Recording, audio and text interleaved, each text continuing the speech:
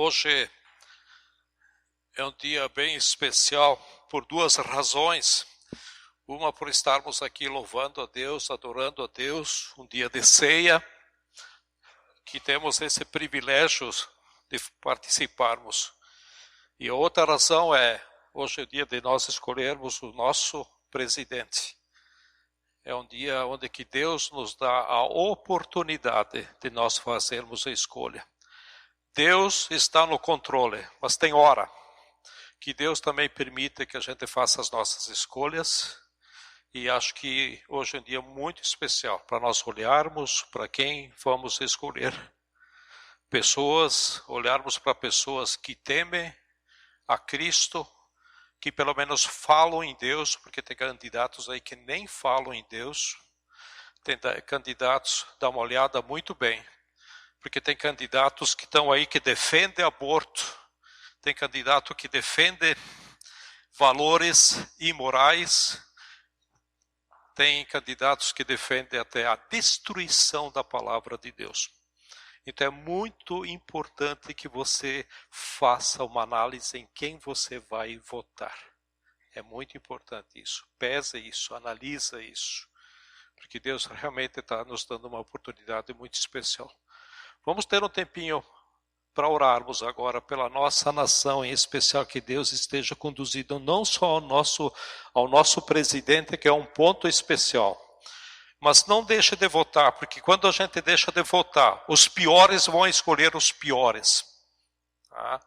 Então escolha bom candidato, ainda há tempo de fazer uma análise, se você ainda não fez, e vamos pedir que Deus esteja nos abençoando. Vamos orar?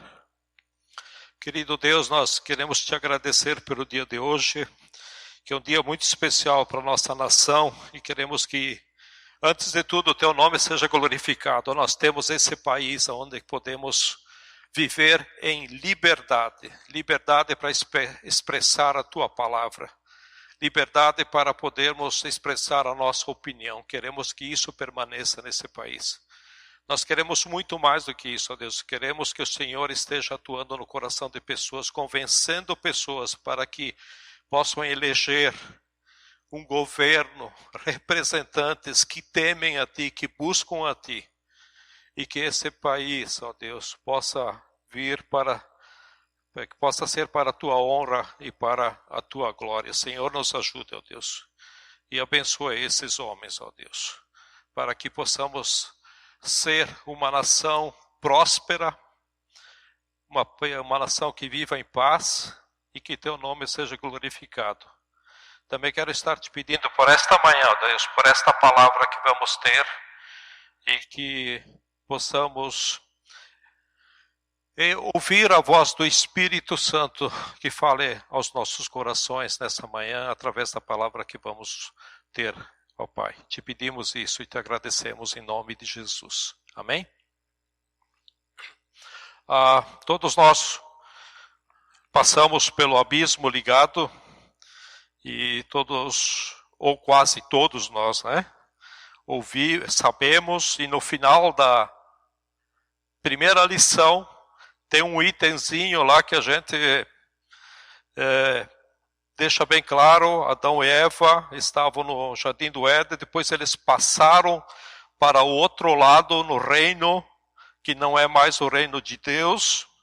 E ali você faz umas perguntas básicas, uns pontos básicos.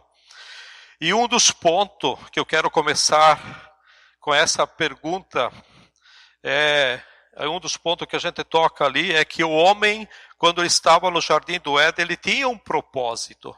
E quando ele passou para cá, ele perdeu o propósito. E a minha pergunta é, qual é o seu propósito nessa vida? Qual é o seu propósito nessa vida? Vamos abrir nossa Bíblia em Deuteronômio, no Velho Testamento, capítulo 28, versículo 13. Deuteronômio, capítulo 28, versículo 13. Antes de ler, eu estou 80, 90% surdo no meu ouvido esquerdo, tá? Então eu estou falando aqui, mas não estou quase ouvindo minha voz. Se alguém achar que eu tenho que abaixar minha voz ou levantar ou fazer, por favor, tenha a liberdade de falar, porque eu estou bem trancadão hoje, tá?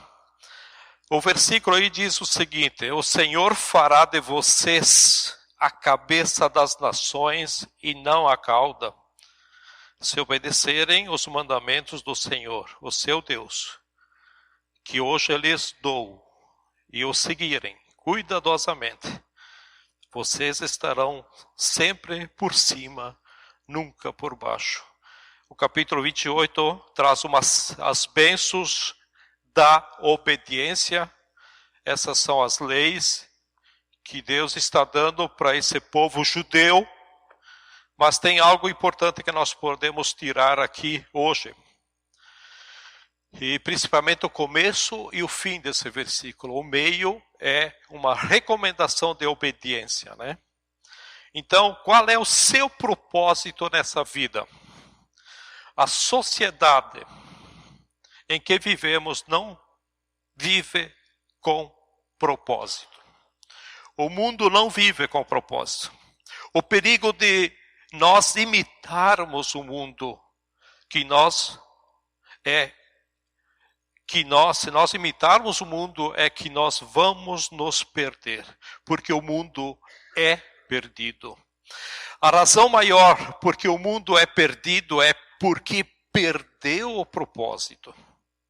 O mundo não entende qual é o propósito. A vida, porque o mundo perdeu, e por isso uma pessoa do mundo é facilmente levada pelo desejo da carne. Por que você diz não a uma tentação? Se você achasse que o maior propósito na nossa vida fosse comer, fosse beber, fazer festa, porque amanhã ou no futuro você vai morrer, se for esse o maior propósito da vida, então nós cedemos à carne. O mundo cede à carne. Por quê? Porque não tem propósito na vida. E é muito fácil de entender isso. Cada um de nós, cristãos, somos espírito, somos alma e somos corpo. Agora, e o não cristão? O não cristão não tem escolha. Porque o não cristão não tem espírito, ele está morto no seu espírito. O espírito está apagado. Então ele é o quê? Corpo e alma só. Ele não tem quem segure, é só corpo e alma, ele não tem escolha. Então o que acontece? O que a alma dele quer? O que a alma dele deseja? O desejo da sua alma, né? A sua carne deseja, o que a sua alma deseja, a sua carne deseja, ele faz, ele vai seguir isso, a escolha da sua carne. Mas nós cristãos não, porque podemos fazer uma escolha. Por quê? Porque a palavra nos fortalece, porque o Espírito nos guia, porque Deus nos conduz. Por isso Deus diz na sua palavra que Ele tem um propósito para a nossa vida. O texto que eu li é um texto que pessoas mais cuidadosas, e que eu me lembre aqui no grupo, nunca ninguém usou esse texto. Por quê? Porque esse texto é muito pregado principalmente na teologia da prosperidade e outras linhas evangélicas. Tá? Por isso, no nosso meio, é um texto pouco usado, ou até nada por pessoas mais cuidadosas. O Senhor fará de você a cabeça das nações e não a cauda. E aí vem então a condição, né? Que diz, se obedecerem aos mandamentos do Senhor, o seu Deus, que hoje lhes dou, eu seguirei cuidadosamente. vocês estarão sempre por cima, nunca por baixo. Então eu quero pegar essa promessa, o começo, que diz assim: o Senhor fará de você a cabeça e não a cauda. E o final, vocês estarão sempre por cima, nunca por baixo. E por causa da teologia da prosperidade, algumas pessoas vão associar a posição, a riqueza. Outras pensam que posições tipo, você vai ser o presidente da empresa, você vai ser a cabeça, você vai ser o diretor, você vai ser o maior. Agora, quem disse isso? O apóstolo Paulo foi considerado entre os três homens mais influentes da história do mundo inteiro. Ele foi considerado o número 1. Agora, quando que Paulo foi presidente ou diretor? Mas foi o homem influente. Por exemplo, teve um caso que ele era prisioneiro, amarrado no porão de um navio, quando lá fora começava uma tempestade. Foi começar uma tempestade, ele saiu de lá e foi para fora do porão. Foi começar o naufrágio, ele começa a dizer, faz isso, joguem aquilo, faz aquilo outro, e diz, ninguém vai morrer. E conduz todos a salvo numa ilha. Ele segura o pavor de todos e aquele povo todo é salvo. Ele era o prisioneiro lá embaixo, mas ele era a cabeça. Cabeça e cauda. Deus diz que nós somos cabeça.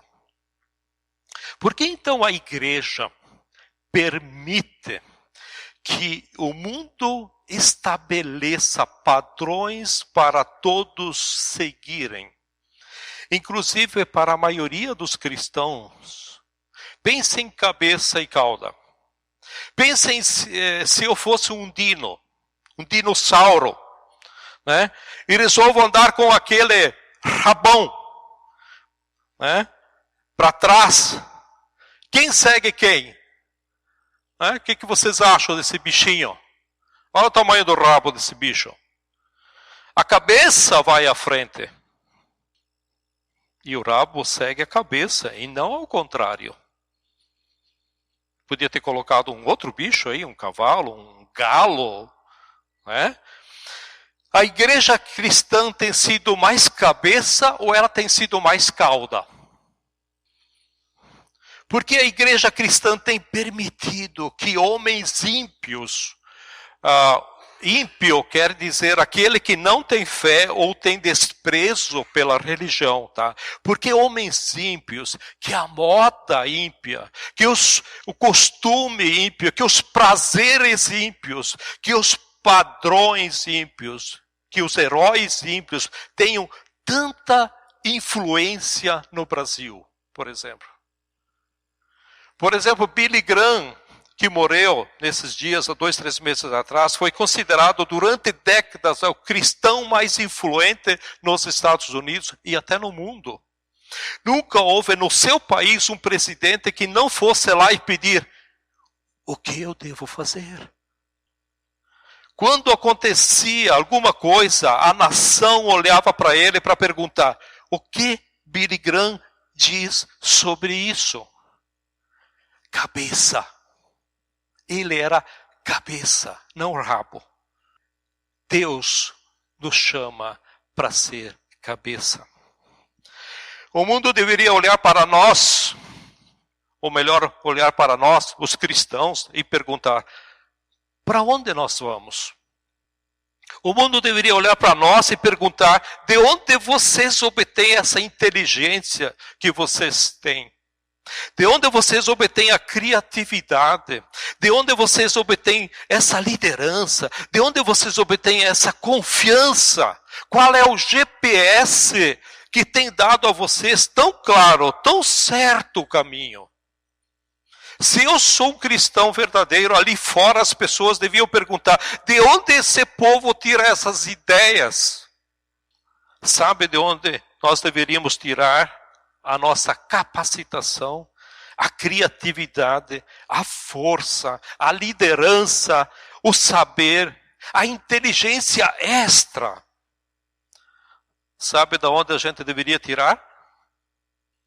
Pensa um pouco de onde.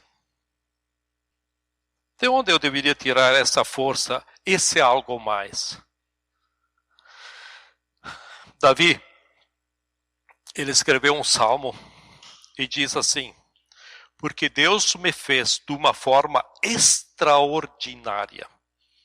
Ele me construiu, a palavra é ele me construiu como uma obra de arte no ventre da minha mãe. Ele escreveu sobre todos os meus dias, todos bem determinados.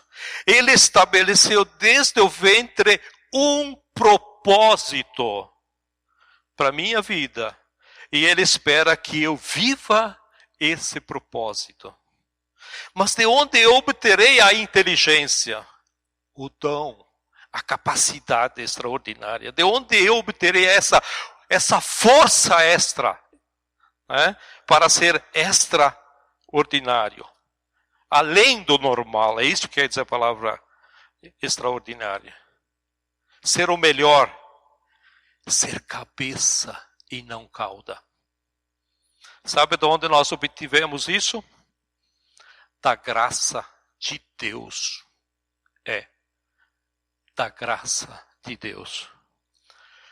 Por exemplo, se você olhar para a vida de Daniel e seus amigos são quase adolescentes, muito jovens. Eles foram tirados de Israel, levados para a nação mais poderosa do mundo.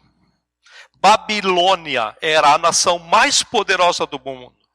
Babilônia era líder mundial em educação, era líder número 1 na economia, era líder número 1 no poderio militar, número 1 nas artes. Ela era a melhor nação, era líder em tudo. Daniel é tirado daquele paizinho pobre chamado de Israel, é levado para a nação mais poderosa. Sabe o que aconteceu lá? Em pouquíssimo tempo, Daniel e seus amigos mostram que são diferentes e começam a ser promovidos. Logo, eles estão supervisionando tudo. Daniel sobe tanto que a Bíblia diz que ele só não subiu acima da posição do rei.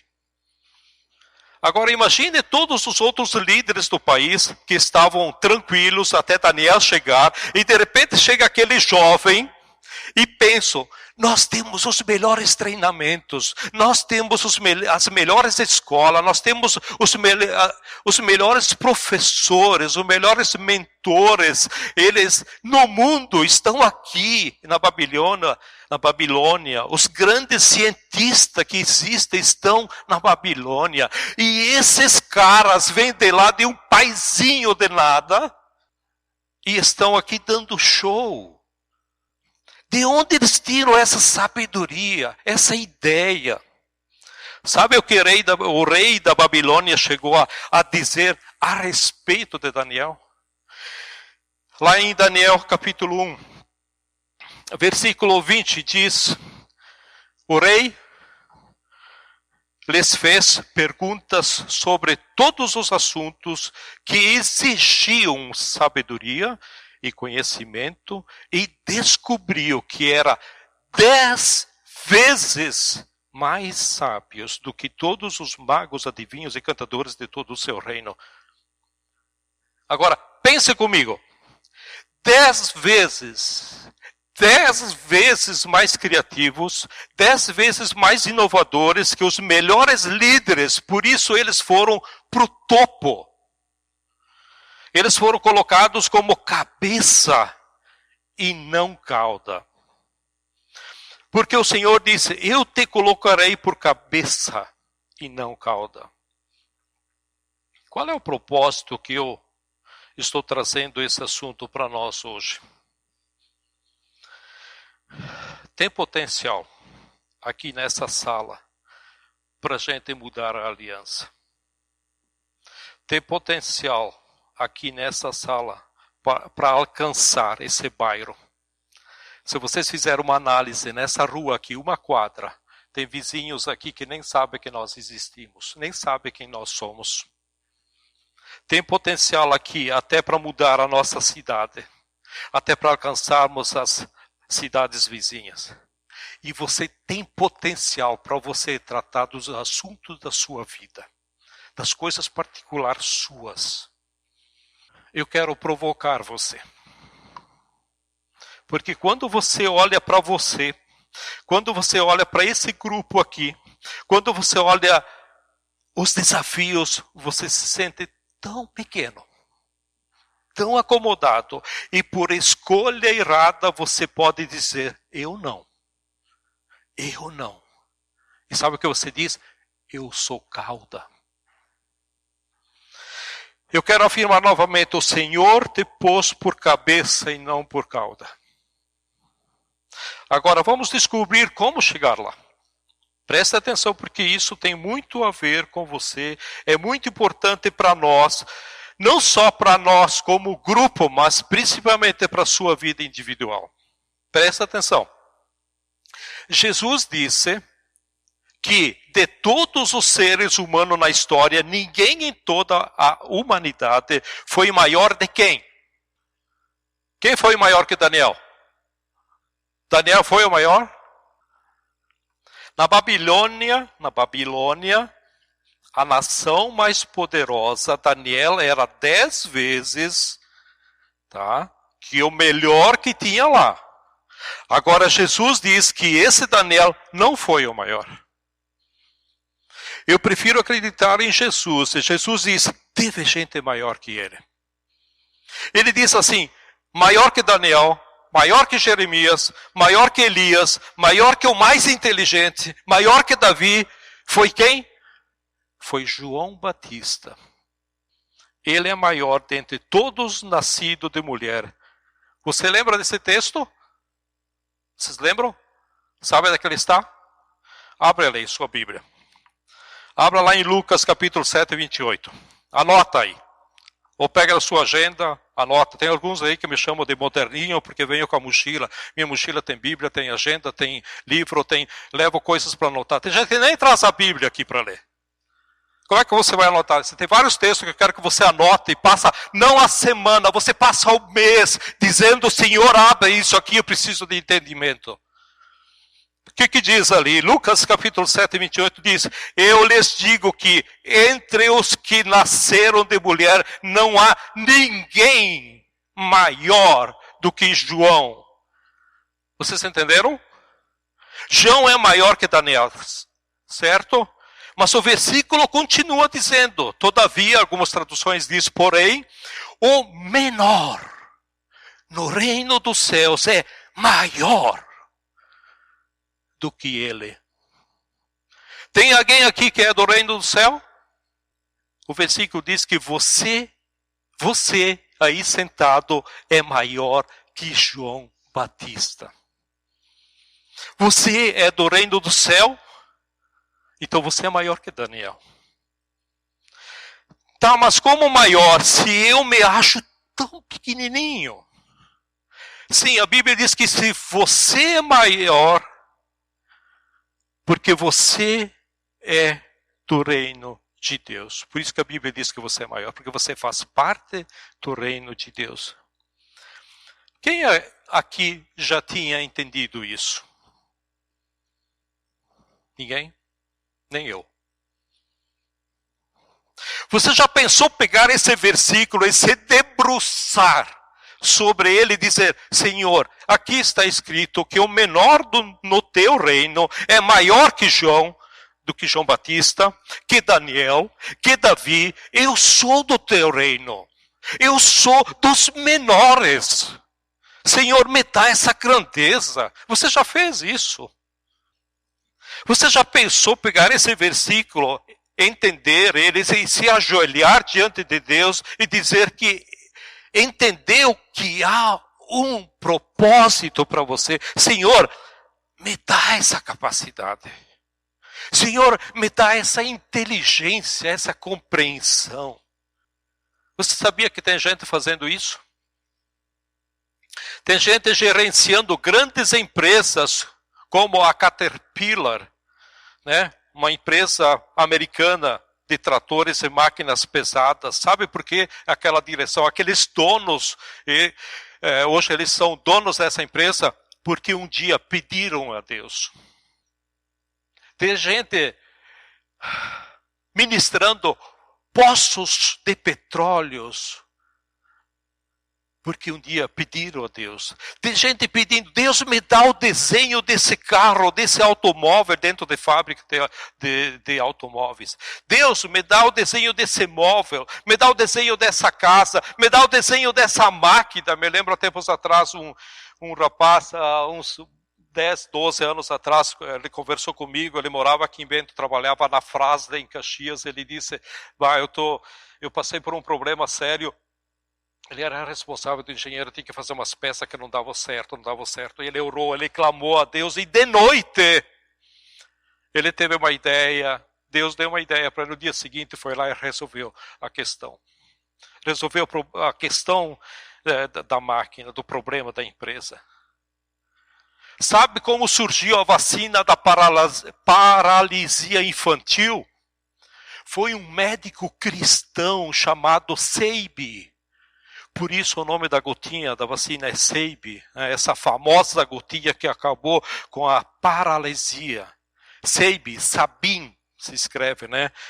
Essa doença chamada como poliomielite, né? Esse Seib, ele orou, ele clamou, ele dizendo, foi na oração que Deus me deu a receita da vacina. Pode entrar lá no site. Está lá, ele falando isso. Pode ver lá. Como que Deus dá uma vacina que muda o mundo? Porque alguém foi entender, eu sou cabeça e não cauda. Eu sou cabeça e não cauda. Você acha que Deus não vai te ajudar a multiplicar a célula? Você acha que Deus não vai te ajudar a ter um filho para o casal que tanto quer? Você acha que Deus não vai te ajudar naquilo que tanto está no teu coração? Deus dá a resposta. Mas a minha pergunta é, você tem se debruçado diante do Senhor? Você tem clamado ao Senhor? Nós temos o Espírito Santo morando dentro de nós. O Criador, o Todo-Poderoso, a reserva de todo saber, o dono de tudo, a inteligência que responde a todos os que clamam. Deus nos criou para um propósito. Tem algo que Deus quer fazer através de nós. Em especial através de você. De onde vem essa graça? De onde vem essa sabedoria? De onde vem essa criatividade? Eu vou dar um exemplo. Eu devia ter trazido aqui uma moeda, mas podia ter trazido aqui uma moeda de R$1, por exemplo, né? Mas eu vou usar o exemplo de uma moeda. Nós olhamos, qual é o lado, quando nós ganhamos uma moeda de troco, ou alguém nos paga, qual é o lado que nós olhamos? O lado que tem valor, né? Sempre é o mesmo lado. O outro lado nem interessa. A gente não sabe lá o que tem, né? Ah, tá aqui. Ok. Geralmente, um lado é R$1. No outro lado é o desenho. Geralmente é o desenho do Banco Central que produz, né? Que é a marca d'água. Mas tem algumas moedas que saíram os Jogos Olímpicos e tem vários desenhos aí. Então vocês não sabem qual é que está aqui nesse lado. A não ser o Adelar que deve ter olhado. Tá, é uma moeda de R$1. Mas no outro lado, tem um desenho aqui. Vocês não sabem. Ok? Outro lado, a gente sabe que existem, mas nós nem olhamos. Por isso, quando nós ouvimos falar da palavra graça, nós logo pensamos no nosso pecado, nós pensamos na nossa culpa, pensamos no preço que foi pago por Jesus, foi pago, né, por nós. E que nós queremos dizer a Deus, obrigado por me aceitar como eu sou. Obrigado por me perdoar. Obrigado por me cobrir com o sangue de Jesus. Obrigado. E estamos certos. Porque a graça é perdoadora. Ela é perdoadora. Ela não é merecida. Esse é um lado da moeda. Mas no outro lado da moeda, que para alguns ainda é uma face, né? Um lado oculto, ou seja, não conhecido. A mesma graça é a graça capacitadora. Aí você vai perguntar, mas o que é isso? A graça de Deus na sua vida e na minha vida não é apenas... Eu não deveria usar dizer essa frase, não é apenas porque parece que estou diminuindo a graça, não. É uma expressão para você entender. Não é apenas para perdoar os nossos pecados, ela é muito mais ampla, mas assim para a gente entender aqui aonde que eu quero chegar. Mas a graça é um dom completo para a nossa vida. Por exemplo, em 2 Coríntios capítulo 12, versículo 8 e 9, Paulo tinha um espinho na carne, e no versículo 8 diz, 3 vezes roguei ao Senhor que o tirasse de mim. Agora, o ponto onde eu quero chegar, o versículo 9. Tá? Mas ele, o Senhor, me disse, minha graça é suficiente para você, pois... O quê? O quê? É o teu poder ou o poder de Deus? O meu poder. Jesus está dizendo, o meu poder se aperfeiçoa naqueles de quem? Que tem o nariz empinado? Naquele que diz, eu vou pelas minhas forças, eu vou pelas minhas capacidades. Não. Ele diz, na fraqueza. Ou na inabilidade humana. Deus fala para Paulo, a minha graça é tudo o que você precisa, porque o meu poder trabalha melhor em sua fraqueza humana. Porque se você não é fraco, eu não tenho como trabalhar. É a palavra de Deus dizendo, Paulo, a graça é tudo o que você precisa para ter o meu poder. Na nossa cabeça, nós relacionamos graça com perdão, graça com perdão, graça com perdão. Mas no outro lado da moeda é graça com poder, graça com poder, graça com poder. A mesma graça traz o poder. Esta graça está disponível para mim e para você. Nós podemos ter essa graça. Mas você pode falar isso. Agora, olha o que Pedro diz. Né? Nós olhamos para Paulo, agora vamos ver o apóstolo Pedro. 2 Pedro, capítulo 1. Versículo 3 diz, seu divino poder nos deu tudo de que necessitamos. E nós estamos indo atrás do quê? Nós temos tudo dentro de nós. A graça já está dentro de nós. A graça está dentro de você. Quer mais? Grava esse versículo. Você tem que gravar isso aqui e levar para casa. E ficar uma semana, um mês em cima, até que Deus não te dá entendimento. Não desista. Efésios capítulo 3, versículo 20. Acha aí.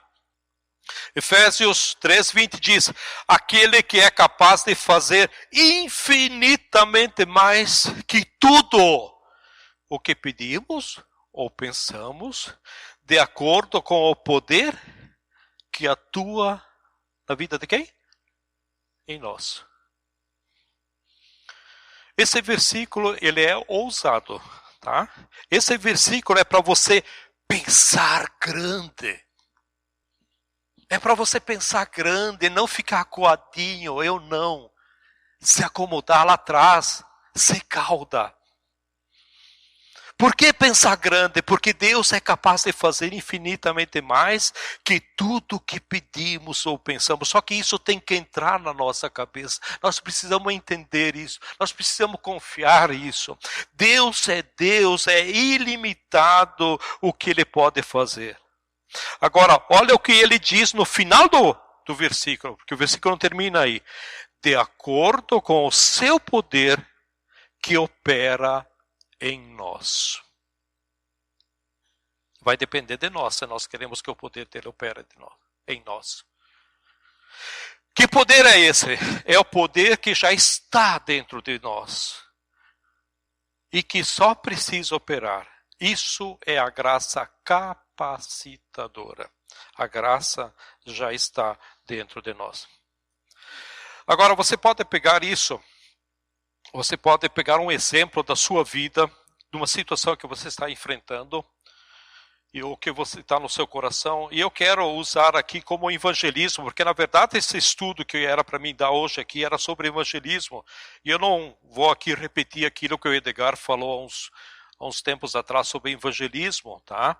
Mas eu quero pegar esse princípio hoje, para você aplicar, eu vou usar aqui como exemplo no evangelismo, tá? Mas você pode aplicar para qualquer algo que você tem no seu coração ou você descobrir o propósito que Deus tem para você. Quem aqui acredita que Jesus morreu por cada pessoa na face da terra? Quem aqui acredita que o preço já foi pago, está quitado, é só pegar a salvação de todos os habitantes da terra? Quem acredita nisso? Levanta a mão. Os contrários? O mesmo sinal? Tem alguns contrários, o mesmo sinal? Não. Os aleijados também? Tem braços, mas não levantam aí. Por quê? Estão indecisos? Indeciso para votação já está, mas indeciso para isso também? Se tem algum aí que está aleijado, depois nós vamos orar por essa cura, tá? Mas se você acredita nisso, eu também acredito. João 3,16 diz isso. Em 2 Pedro 3,9, no final do versículo diz, não querendo que ninguém pereça, ou seja, que ninguém se perca. Deus quer que ninguém se perca, ninguém pereça. Agora, se Deus quer que nenhum pereça, já pagou pela salvação de todos, porque lá em Mateus, Jesus diz que é largo o caminho para a perdição e a maioria entra por ele. Não dá para entender isso, né? Deus quer salvá-los.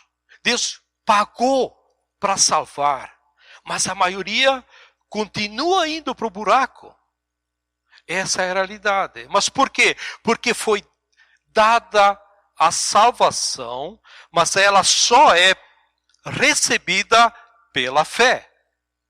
Só que depois Paulo usa essa ilustração para dizer para nós que a graça capacitadora é a mesma coisa. Se a graça perdoadora só vai operar na vida daqueles que creem, e porque creem recebe, também a graça capacitadora, igualmente, ele diz, da mesma maneira que você creu, agora você viva, e se você quer viver uma vida poderosa, da mesma maneira que você teve fé para a sua salvação, você tem que ter fé para a sua capacitação. Receber pela fé, porque a graça é gratuita. Ela está dentro do seu coração. Então nós concluímos que a graça para a salvação foi provida para toda a humanidade. Mas é necessário que a pessoa creia nessa graça para ter acesso a ela. Assim é a graça capacitadora que foi dada a todos os cristãos. Por isso te fez por cabeça e não cauda. Em outras palavras, cada cristão tem o potencial de ser diferente, de exercer com influência na sua área de atuação, mas sabe por que muitos cristãos não estão tendo influência nas suas áreas de de influência ficam de braços cruzados e nada acontece? Porque não creem na graça capacitadora. Só acreditam na graça salvadora. E alguns, para não dizer muitos, pensam assim: se eu entrar no céu, tá bom. Tá bom demais, eu sou salvo. Bom, suficiente. E começa a mirar a entrada do céu como propósito da sua vida. E se esqueceu que nessa vida Deus tem um propósito para você exercer. Por isso que eu comecei o estudo. Qual é o propósito que você tem nessa vida? Tem pessoas que reclamam, dizem que não tem tempo, dizem que dá muito trabalho, outros dizem que estão muito cansados. Só que você acaba acreditando numa mentira que diz: alguns cristãos são para ter influência e outros são para ser cauda. É dessa mentira que às vezes a gente acredita. Cada pessoa que recebeu a graça salvadora tem o outro lado também. Assim como um dia conhecemos a salvação pela palavra, assim Deus nos capacita pelo poder da palavra e da graça do Senhor sobre cada um de nós. O que Jesus dizia com a maioria das pessoas? O que ele falava? Ele dizia: seja feita com você segundo a sua fé. Jesus sempre falou isso. E ele continua. Esse é o princípio que vale. Isso tem que acontecer dentro de nós primeiro, para depois acontecer fora de nós. Se a graça de Deus não estiver atuando dentro de nós e através de nós, nada vai ser extraordinário. Nossa liderança,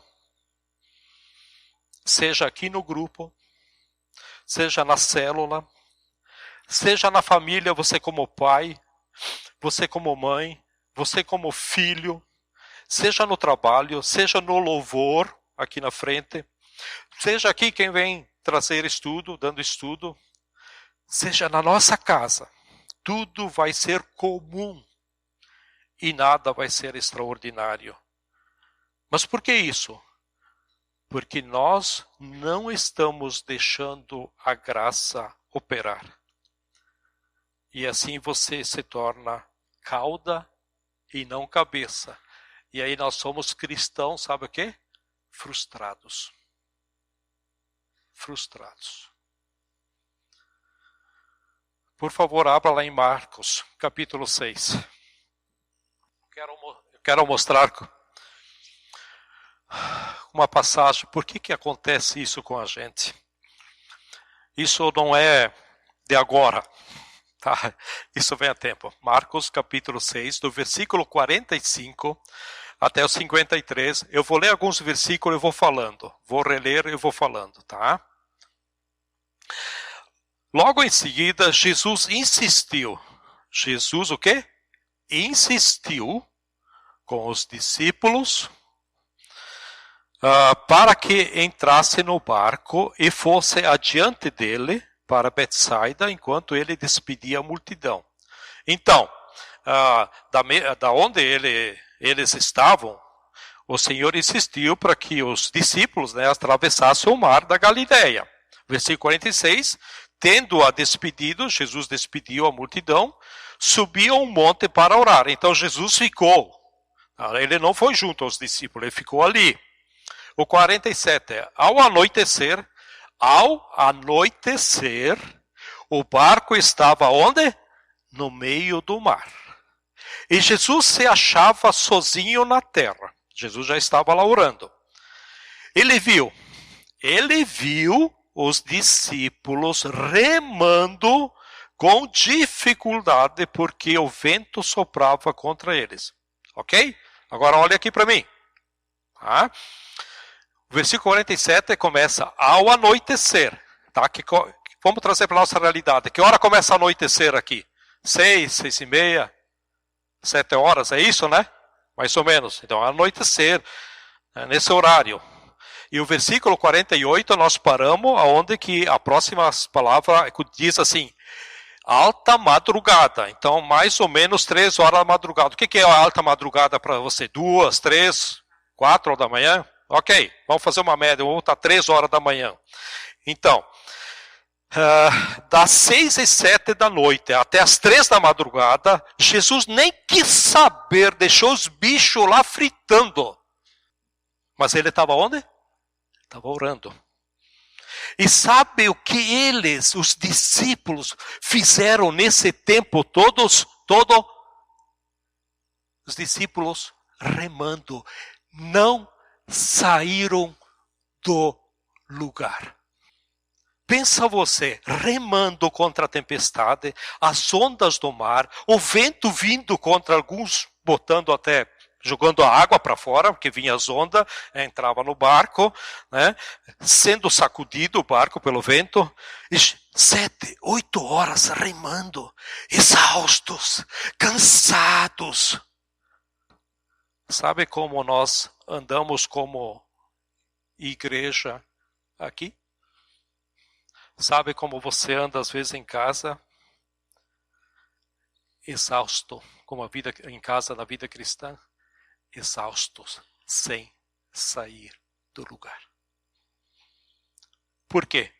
Porque não tem capacitação. Porque a gente faz as coisas no braço. E Deus entra onde? Não tem força. Força de Deus. O versículo 28 não parou, continua. Nós paramos ali em alta madrugada, né?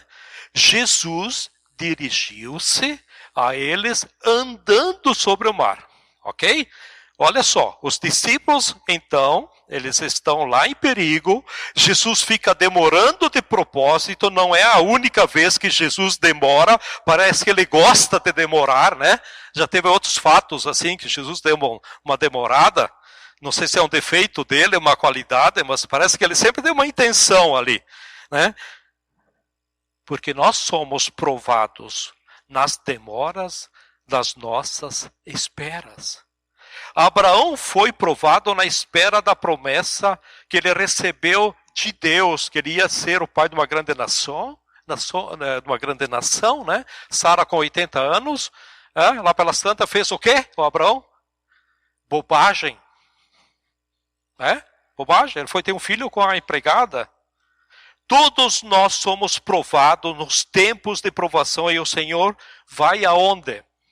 Final do versículo 48 diz, e estava já a ponto de passar por eles. Então Jesus estava sobre o mar, andando, mas ele estava quase ao ponto de passar pelos discípulos, tá? Jesus não ia ajudar eles. Ele ia passar por eles. Jesus ia embora. Jesus não ia entrar no barco. Jesus não ia parar. Deixa eu dizer uma coisa muito séria. Esse tipo de coisas Jesus não vai fazer por você. Ou seja, você tem se debruçado, você tem clamado diante de um texto desse, que eu não sou capenga, eu não sou cauda, mas eu sou cabeça. Você tem se debruçado e clamado que o menor no reino dos céus é maior que o maior do homem natural. A marca do reino do céu é a graça salvadora, que ao mesmo tempo traz a graça capacitadora. O texto continua, nós estamos agora no 49. Quando eles viram Jesus andando sobre o mar, pensaram que fosse um fantasma. Então gritaram aterrorizados. Mas Jesus imediatamente lhes disse, ele viu que eles estavam apavorados, mas Jesus então foi ao encontro deles. Coragem, eu sou, ou melhor, sou eu, né? Não tenham medo. Então subiu no barco para junto deles e o vento se acalmou e eles ficaram atônitos, pois não tinham entendido o milagre dos pães. O coração deles estava endurecido. Como estava o coração deles, dos discípulos? Como é que estava o coração dos discípulos? Sabe por que não cremos que Jesus pode fazer milagres em nossas vidas? Porque somos iguais aos discípulos, o nosso coração está endurecido. 53, depois de atravessarem o mar, chegaram a Genezaré e ali amarraram o barco. Jesus ia passar por eles, mas quando viram Jesus, quando conheceram que era Jesus, eles gritaram, eles clamaram, eles suplicaram, eles se debruçaram. Quando Jesus entrou no barco, imediatamente tudo acalmou. Imediatamente tudo o que impedia para avançar soltou, ficou leve. Começaram a remar com facilidade e saíram do lugar, mas até aqui eles estavam exaustos. Imagine homens fortes, excelentes marinheiros, não saíam do lugar. Por quê? Porque eles estavam na sua habilidade. A habilidade natural, humana, força carnal. Mas quando a graça entrou no barco, tudo ficou leve. Eu pergunto para você, a graça está dentro do seu barco? Você já clamou por essa graça?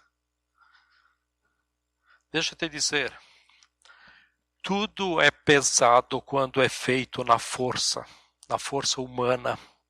E tudo é fácil quando é feito pela graça de Deus. O que vai nos fortalecer é a graça de Deus. Como que sua fé está ativada? Efésios, nós já falamos, diz, há um poder abundante que opera em nós. O mais importante é você já recebeu.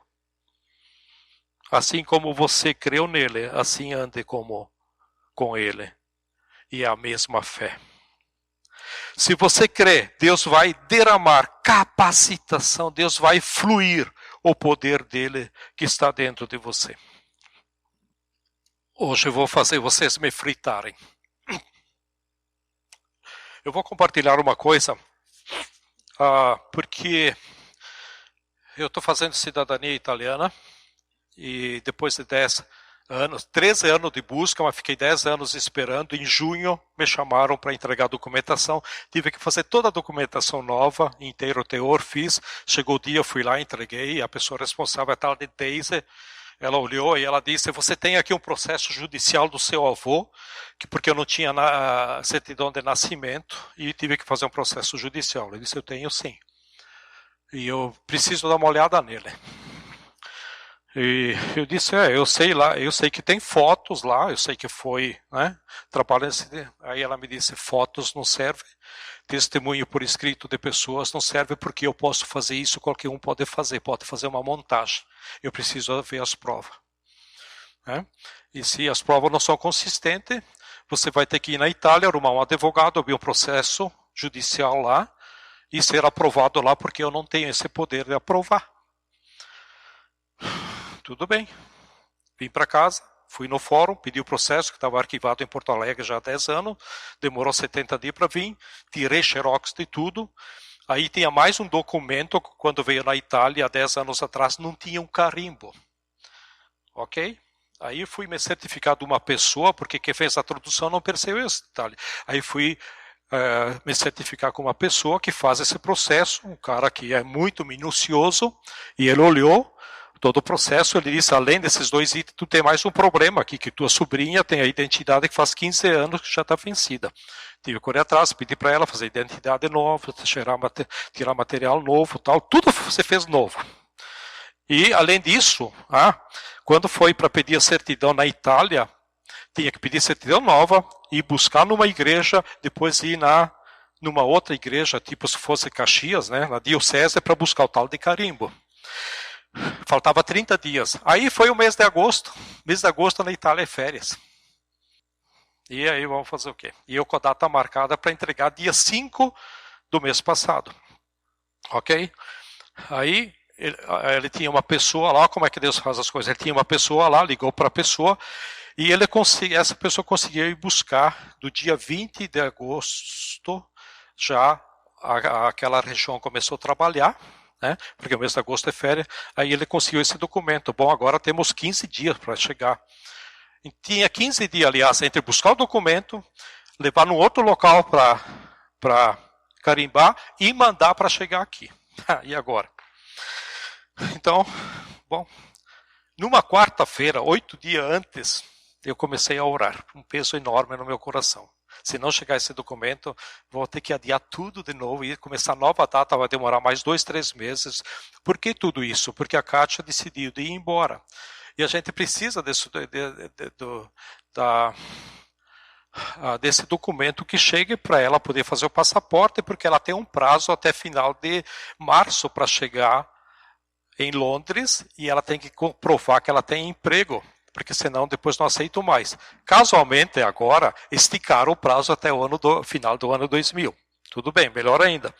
Mas eu estava com essa preocupação, comecei a orar na quarta-feira. Na segunda-feira chegou o tal documento.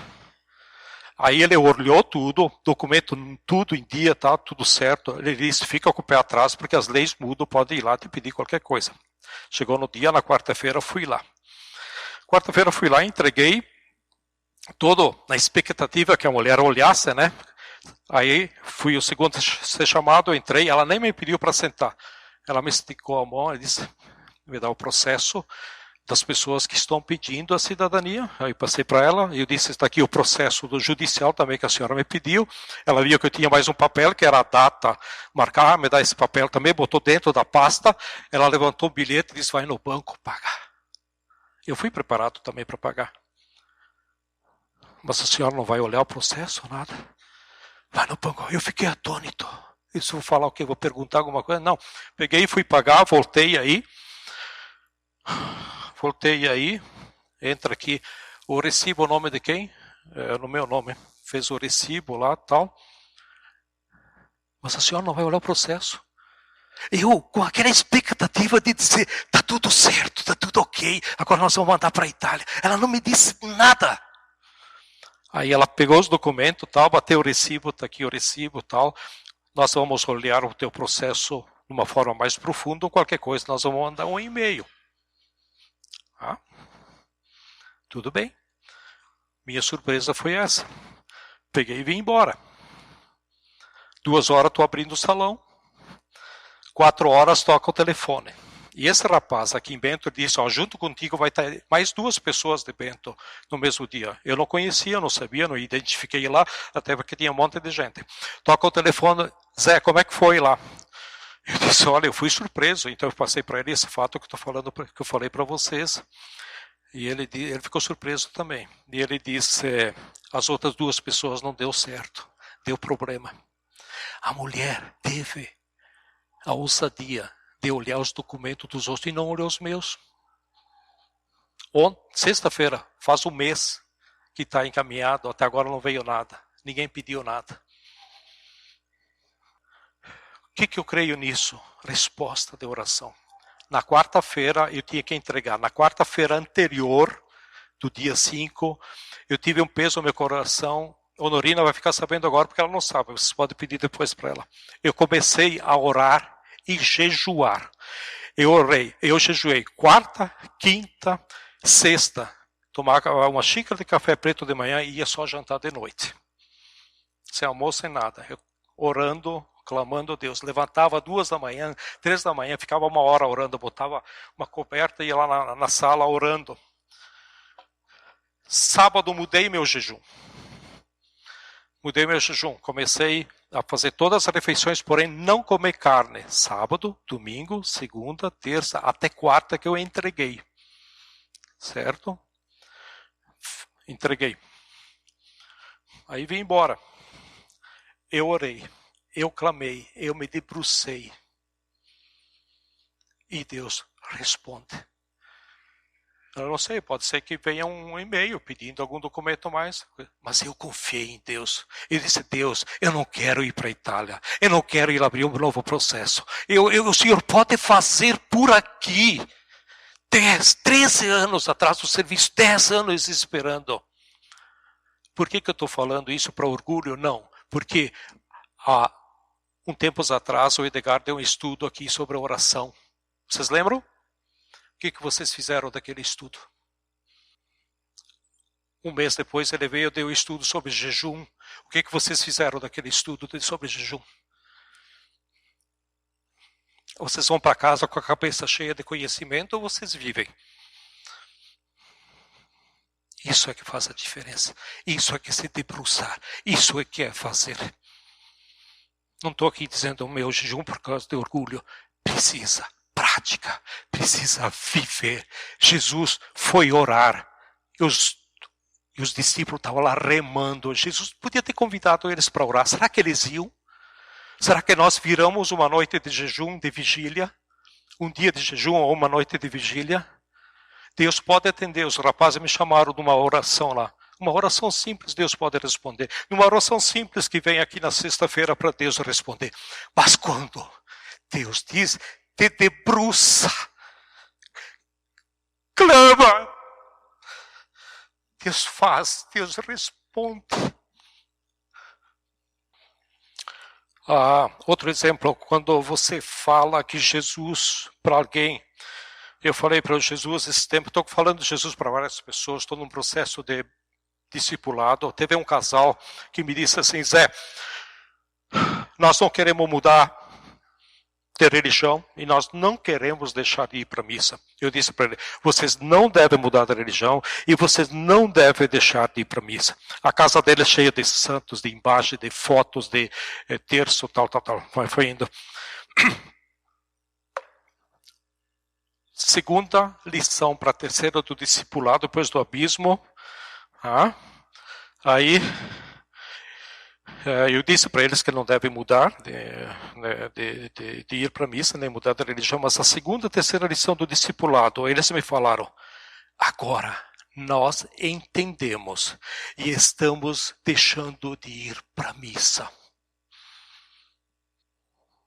Às vezes nós discipulamos e às vezes nós falamos para eles, para as pessoas que nós damos abismo, você não pode fazer isso, não pode fazer aquilo, aquilo outro é pecado. Eles fizeram uma limpa dentro de casa. Até os terços botaram fora. Fui eu que falei? Fui eu que mudei? Não. Se a gente não ora, não adianta falar de Jesus, não adianta querer discipular, não adianta querer dar abismo ligado. Precisa clamar, precisa se debruçar. Jesus faz. Quantos de nós estamos remando no evangelismo com tanto cansaço? Quantos estamos remando nos nossos ministérios com tanto cansaço? Os jovens remando, cansados, não vão para frente, ficam parados e diminuem. 20 jovens, quando estavam lá, vem na reunião aqui 20 jovens, vai hoje 20 jovens, remando, não vão para frente. A célula, mesmo tendo treinamento com Edgar, estão diminuindo cada vez mais, menos células, remando. Líderes cansados, remando, não sai do lugar. Quase todos os domingos, menos nas ceias, domingo passado também não tivemos visitantes. Os visitantes vêm uma vez, cadê eles? Não voltam mais. Cadê os visitantes? Quantos de nós está remando há muito tempo e não sai do lugar, inclusive eu. Eu estou descobrindo essas coisas agora. Por isso que eu estou trazendo esse estudo aqui. Eu comecei com um estudo sobre as faixas que a gente deve se desamarrar. Hoje é sobre o propósito. E eu quero trazer mais um estudo, eu quero terminar mais um estudo bem importante na vida de cada um de nós, antes do final do ano, acho que na última ceia, que vai ser o último mês. E você vê que tem oposição, parece que está todo mundo contra, às vezes, pessoas sem compromisso, até nas pequenas tarefas de uma célula. Aliás, às vezes as pessoas nem aparecem na célula. Não é difícil de aprender, mas as pessoas não querem. Eu vou dar um conselho. Se você é líder de qualquer coisa, seja você parte de qualquer ministério, seja você individual na sua vida particular, em casa, parte dessa família, para tudo o que você está fazendo. É isso mesmo que você ouviu. Para com tudo que você está fazendo, se você está fazendo por você mesmo. Porque se você continuar tentando por você mesmo, sabe o que vai acontecer? A oportunidade de Deus mostrar o propósito dele, a oportunidade vai passar por você. Porque você não enxerga isso. E você vai ficar de lado. Muitos na história cristã viram Jesus passando e disseram não. Muitos viram Jesus passando através das oportunidades e disseram, eu não vou chamar Jesus. Eu vou continuar por mim mesmo. Sabe onde estão esses que se chamam de cristãos? Eles estão no meio do mar da Galileia, remando. Remando. E se continuar assim, logo, logo, vão estar parecendo aquele barco pirata fantasma do Jack Sparrow. Né? Só tem cadáver lá dentro. E ele estava lá, igual fantasma, remando, porque já tinha morrido há muito tempo. Né? Talvez nós estamos igual ao barco fantasma. Mas os discípulos viram Jesus. E quando ele disse, não se assustem, sou eu. Sabe o que eles fizeram? Eles clamaram. Eles clamaram. Você está vendo Jesus? Ele está passando por aqui. Ele tem passado por seu caminho todos os dias. Jesus cruza com você em todos esses momentos. Ele estava lá com você naquele momento especial de oração. Você teve um momento especial de oração? Jesus estava lá. Hoje, Jesus está passando por aqui. E você? Vai fazer o que com ele? Ah, mas eu tenho esse problema, eu tenho aquilo. Para de ser cauda. Jesus te pôs como cabeça e não cauda. Não fica arrumando o problema. Ah, tem esse problema, tem problema. Sim, você vai continuar mesmo. Você dobra o joelho. Te debruça sobre uma promessa dessas. Esses versículos que eu dei, vão para casa. Digo, Deus me dá entendimento. Eu não entendo isso, mas me dá entendimento. Eu quero ser cabeça e não cauda. Se eu fosse você, eu clamaria. Eu clamaria. Porque se não é pela graça capacitadora, nós vamos morrer cansados. Nós podemos andar cansados, naturalmente. Mas há um cansaço, uma fraqueza espiritual. Porém, quando o nosso Senhor está dentro de nós, nós somos super-heróis. Aí somos mais que vencedores. Aí podemos tudo naquele que nos fortalece diante do propósito pelo qual Deus nos criou. Vamos curvar nossas cabeças e feche seus olhos. Eu não sei o que Deus está falando no seu coração. Jesus está passando por aqui hoje. Jesus está presente no pão e no vinho que vamos participar da ceia. Jesus está dentro de você, através do Espírito Santo que fala ao seu coração. Talvez o barco que você está remando está pesado, está faltando poder. Esse poder já está dentro de você. Segundo Pedro fala, Ele já nos deu tudo o que necessitamos. Tudo está dentro de você. Você só precisa acrescentar uma virtude chamada fé. O Senhor diz para você que no seu reino, o menor é maior que Daniel, é maior que João. Deus quer te pôr como cabeça e não como cauda. Jesus está passando por aqui. A graça capacitadora quer entrar no seu barco. A graça quer entrar no seu ministério. A graça quer entrar no seu evangelismo. A graça capacitadora quer entrar em cada líder de célula, em cada líder da liderança, em cada líder de ministério. A graça quer entrar no seu projeto de trabalho. A graça quer entrar no coração de cada um de vocês. Não, você mesmo. Não a pessoa que está sentada do seu lado. A graça quer entrar no seu barco, no seu coração.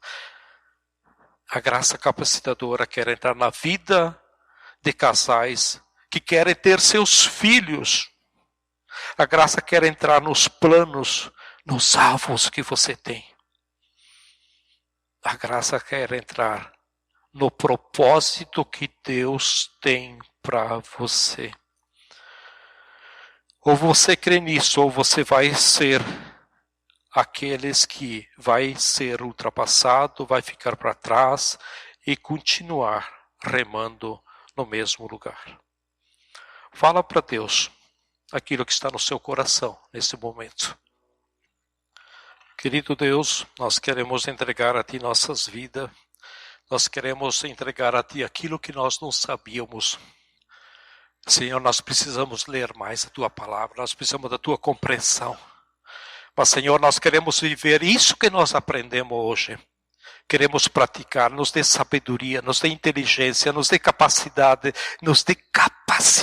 Senhor, de entender, de viver isso, Pai.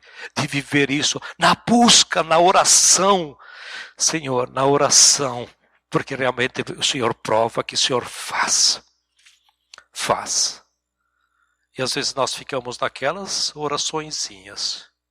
De 10 minutos, de 5 minutos, te pedir pelo dia e te agradecer pelo dia, e nós não desfrutamos as riquezas do que a Tua palavra traz. Senhor, tenha misericórdia de nós e nos dê sabedoria para que possamos entender a graça não só salvadora, mas a graça capacitadora, que é o poder que o Senhor opera através de nós. Te pedimos isso e te agradecemos em nome de Jesus. Amém?